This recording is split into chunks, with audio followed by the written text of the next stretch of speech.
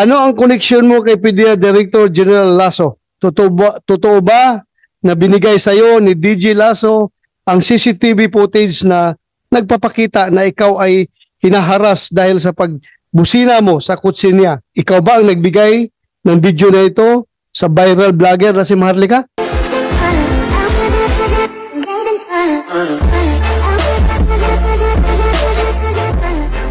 Attorney Vince Delgado. Yes, Mr. Chair. Good morning po. Yes. Ano ang koneksyon mo kay PDEA Director General Lasso? Totoo ba na binigay sa'yo ni DJ Lasso ang CCTV footage na nagpapakita na ikaw ay hinaharas dahil sa pagbusina mo sa kutsi niya? Kung binigay niya sa'yo, ikaw ba ang nagbigay ng video na ito sa viral vlogger na si Maharlika? Your Honor, good morning po. If I may read, Your Honor, may niready po ako na statement para Sige, please. Mr. Chair and members of the Committee on Public Order and Dangerous Drugs, good morning po. Nagpapasalamat po ako sa Senate Blue Ribbon Committee for giving time and attention to address this matter of document security in government agencies. Maiksing pakilala lang po. This is not Blue Ribbon Committee. This is Committee on Public Order and Dangerous Drugs. Thank you. Sorry, Your Honor. Committee on Public Order and Dangerous Drugs. Maiksing pakilala lang po. Ako po si Attorney Alvincent G. Delgado. Dati po akong agent or drug enforcement officer po ng Philippine Drug Enforcement Agency. Dati? Opo. So ngayon, hindi na? Hindi na po. Umalis ka na sa PDEA? Opo. Kailan lang? Nung resign po ako ng December and naging effective po yung resignation ko nitong January 6 po, 2024. Kailan ba nangyari yung video na yun? November po, 17. November. Pagka-December, nag-resign ka? Opo, nag-tender po ako ng resignation. Okay. Please continue. Opo. Nagsimula ako ng panunungkulan noong December 30, 2010. Ngunit ngayon po, sabi ko na resign na po ako January 6, 2024. Ako po ay naimbitahan ni Honorable Chairman dahil sa statement or implied accusation ni DJ Lasso that I most probably leaked a video to a certain vlogger, Maharlika. Ang CCTV footage po na iyon ay magpapakita ng mga pangyayari ng pagtamo ko ng verbal at physical assault mula kay DJ Lasso. Bilang pagtugon po, kasama po sa invitation na magbigay po ako ng views and comments about dun po sa pangyayari. Ito po. Yung sa patungkol po doon sa statement, hindi ko po mahaba po yung sinabi ni DJ Lasso, hindi ko na po babasahin na nasa ano naman po. Hindi ko po sinasabi na nagsisinungaling si DJ Lasso. Pero hindi po totoo yung sinasabi niya. Hindi po ako nagbigay ng CCTV footage or video sa vlogger na si Maharlika. Ang nangyari po nun, nag-request po ako ng CCTV footage. Pero para po ito sa administrative and criminal case na isasampa ko po sa kanya laban kay DJ Lasso. Which was granted by DJ Lasso? Opo. Binigay sa'yo? Binigay niya po. Thank you. Opo. Ang ginawa ko po sa video ay sinabit ko po to bilang parte ng proof ko or evidence sa ombudsman po. Pero ito po, bago po maibigay sa akin ang kopya ng video or CCTV footage, ikinalat na po ng administrasyon ni DJ Lasso yung video sa mga group chats. Meron po akong pruweba, pwede ko rin po i-submit po sa committee. At saka meron pong isang pagkakataon na si DJ Lasso, nag-speech pa siya sa isang regional office po sa La Union, sa PDEA Regional Office 1. Binanggit niya na ikwento niya po yung pangyayari sa amin. Tapos ang ginawa niya po is, bahil sa kwento niya, kumbaga he played the victim. Sabi niya na porket daw naka-Innova lang siya, kaya ko raw siya binusinahan. Ganun po yung kwento niya. Tapos po, nabanggit niya na, di ba napanood niyo naman yung video? So sa pangyayari po na yun, alam niya na na-leak na po yung video na yun. Yung CCTV footage po. Tsaka isa pa po, kung gusto ko pong ikalat yung video na yun, marami pong nag-reach, hindi naman po marami, may nag-reach out po sa akin from ABS, GMA, at saka ang pagkakaalam ko po na nawagan pa po si Miss Maharlika na magpa-interview pero hindi ko po yung pinaunlakan. Ang ginawa ko lang po is nag-file lang po ako sa proper venue ng kaso laban sa kanya. Kasi po bilang Paano ka na-reach out ni Marlica? sa ano po, yung mga videos po na pinapost niya, nakita ko po na sinasabi niya, Attorney Delgado, ganyan, gusto niya po akong interviewin, pero hindi ko po na paunlakan. Hindi naman po dahil against po ako sa kanya, pero dahil lang yung mas tamang venue po is i-file ko yung kaso na yun sa tamang opisina po, tamang ahensya ng gobyerno po. Correct. Abogado ka, di ba? Opo. Yun Yun nga what to do. Continue. Tapos po, isingit ko na lang po, medyo hindi na relevant. Yung gawain po, yung pagkakalat po kasi ng video na yun, sa kanila po yun ang galing. Yun po yung sa administration ni DJ Lasso po. When you say kanila, Sa administration po ni DJ Lasso. Bali po, meron po akong pruweba, katulad ng sabi ko kanina, isasubmit ko po sa committee, na yung ginagawain nila, mahilig po kasi sila magkalat sa groups para character assassination, ganyan. Meron pa nga po akong natanggap na paninira sa akin, propaganda po nila. Hindi ko na po babasahin kasi medyo mahaba, tsaka may mga mali-maling spell. Pero malinaw po na galing po yun sa kanila, sa director po. Yun po.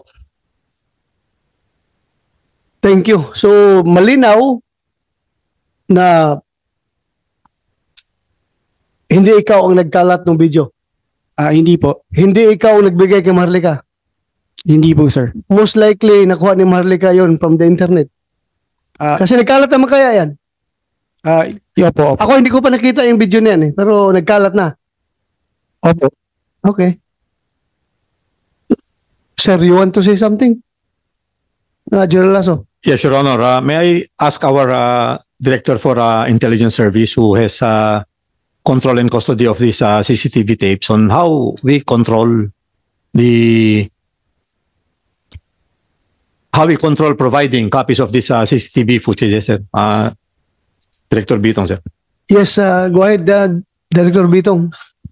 Ang actual po na nangyari ay Friday 5:47 dumating yung request ni Attorney Delgado, or should I say ang first name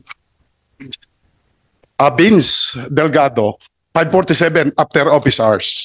Pagka Monday po, dumating yung second letter niya complaining na bakit daw hindi inaaksyonan. Dumating yung letter niya at the time, I think it's 3:23. 17 minutes later, I was informed na nagpadala na siya ng letter sa ombudsman. So, Friday, 5:47, lampas na ng office hours, wala ng tao. Pagka Monday, it's 3:23. If I'm not, I think, just 17 minutes later, nandun na sa ombudsman yung letter niya. So, the process po ng pag-release nito is, unang-una sir, bago po yung aming CCTV system, at meron po kaming policy on how we can extract and how we release this. So, nag-request nga po siya. Eventually, sir, binigay namin sa kanya yung original na copy. After deliberating over this, ibinigay namin sa kanya. As far as I'm concerned, wala po kaming ibang pinagbigyan except siya lang. So, siya lang ang may extracted copy nung binigay namin sa kanya. So, not even us. Hindi po kami nag-release sa kahit sinong tao. So, just to answer your question, sir, yun po yung proseso na yan. So, meaning to say, you are debunking his claim that prior to your turning over of said footages to him, nagkalat na daw sa social media yung video na yan. That is not true, sir. Wala pa pong lumalabas nung Can you elucidate? hindi pa po yan lumalabas. Yes, Mr. Chair. Mr. Chair, ito po yung screenshots ng group chats po nila na kinalat po nila yung video even before ma-receive ko po yung request ko po from Director. Wait, say group chat of Hindi ko, medyo ang nakalagay po dito is IIS-IOD yung name ng group chat. Tapos meron din pong isang group chat, nakalagay po IS. Tapos dito po, may kita po na may mga video sila ni Finorward. So sino nag-post ng video? Makita mo yan kung group Ito chat. po, user lang po nakalagay, Matamorosa. Ha? Matamorosa po. Pero yung username po na nakalagay. Na nag-post, siya nag-post. Opo. As far as you're concerned, sino yung Matamorusa? Agent po siya sa IS, pero sir, may I know the exact date nung paano po niya pinalabas? Exact date yan. Sir, wala pong date dito sa screenshot. Pero nakalagay po dito, sharing you the copy of CCTV footage, ma'am sir, as instructed by DIS, Director IS po yun. Good evening po. Bali sir, kung sa akin lang po binigay yung video, bakit po nasa group chat po nila kinalat yung video? Sir, Yeah. Your Honor, may I Okay. explain? After a while po, sir, ako ang feeling ko, at that time, sir, simula na nangyari ang incident, si DJ kasi, he did not make any statement. Wala, sir, as if nothing happened. Pero ito, sir, si Vince, kung ano nung pinagsasabi, sir, ang dami, kung saan-saan siya nagpupunta, ang dami-dami tumatawag sa amin. Nung ma-release na po sa kanya yung the original video, I explained to the personnel of IS, all of these are authorized to have access to secret. So I provided them the video so that they will understand. Kasi what was happening then is isa lang ang pinanggagalingan ng news si Vince lang. Feeling ko it's so unfair. So pinakita ko po doon sa conference room ng IS with my personnel there. Pinakita ko po yung the original video at nakita nila to na nagsisinungaling si Vince. Kasi it's very clear from the video. There was no mauling, there was no physical, wala pong sound, but there was no physical, no touching, sir. I hope, siguro some other time you will see that the most that the DJ did, ginanyan lang po siya when he was going up dun sa kotse. Ginanyan lang siya, sir. So I showed it because it was very unfair that it's already being circulated all over that he was mauled. He wasn't mauled based from the 3 CCTVs that we provided, and all those people who were able to watch this should be able to that I am telling the truth. Thank you. Ang problema lang yung date. Yung date, kung kailan yan pinost. Anyway, inamin naman kayo ninyo, yung Matamorusa, tao mo, siya nag-post doon sa inyong website, pero ang tanong na lang dyan ngayon is, sabi mo, that was after na ibigay ninyo sa kanya. So, posible ba na yung pinost ni Matamorusa doon sa website ninyo, yan yung nakakarating kay Maharlika? Yan yung nakarating kay Maharlika? No, sir, because ako po wala po akong access, sir, ako mismo. Alam ko, pag group chat natin, tayo-tayo lang, mga operative nag-group chat. Kung may mag-leak dyan, isa sa inyo nag-leak. Sir, if I have watched also Maharlika, I think ang nakakawa siya because he is being provided with wrong information. I think napakabobo po nung lawyer na nagbibigay sa kanya. But then, sir, kung titingnan mo, sinabi niya in one of his vlogs na si Attorney Delgado ang nagpo-provide. I think you can review it. Sabi ni Maharlika, in one of her vlogs, it's Attorney Vince ang nagpo-provide sa kanya nitong mga ito. I think I was just reviewing this last night. So, in one of the vlogs, You confirm the statement of Maharlika na ikaw ang nagbigay? No, Mr. Chair, hindi po ako nagbibigay sa kanya. Yan ang mahirap. Wala si Maharlika dito. Mr. Chair, if I may. Yeah, go ahead. Mr. Chair, meron pong meron po ako na-receive na chat from a certain user. Ang pangalan niya po is Ms. Maharlika, pero hindi po ako nag-reply sa kanya. Pwede ko po rin po ipakita sa inyo na wala po akong any contact kay kay Ms. Maharlika. Pero chinachat ka niya? Isang instance lang po. Ito, hanapin ko po. Tapos ang sabi po niya, nag-hi siya, tapos nagpapa-unlock po siya sa akin, pero hindi po ako nag-reply sa kanya.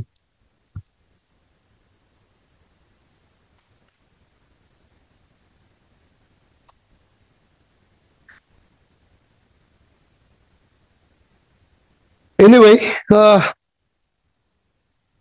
I think it is not totally, that incident is not totally germane to this investigation, but still, since may leakage, ang subject natin dito sa investigation is PDEA leaks, yung mga leaks. So tama lang rin na ma-take up natin yan. Dahil nga, ito, pati yung denial ng yung appointment ay nakapost sa social media. Ano nangyari yun? Siguro po, in our effort to really reform, I think marami pong tinamaan, sir, kasi baka napalipat-lipat sila, so nagagalit sila. Ay maaari pong may may nag-leak nung kasi I cannot deny it was already access from the internet, yung tungkol po ito to my appointment, but of course I think you would believe me, kaya po sinasabi ko na ang bobo ng lawyer niya. Imagine hindi ako maging qualified sa civil service. My God, I have 2 masters. At saka yung pong civil service ko, mas mataas, I think, mas mataas sa kanilang lahat, not even to the lawyers there, kaya kinintrigan nila yun. Okay. Anyway,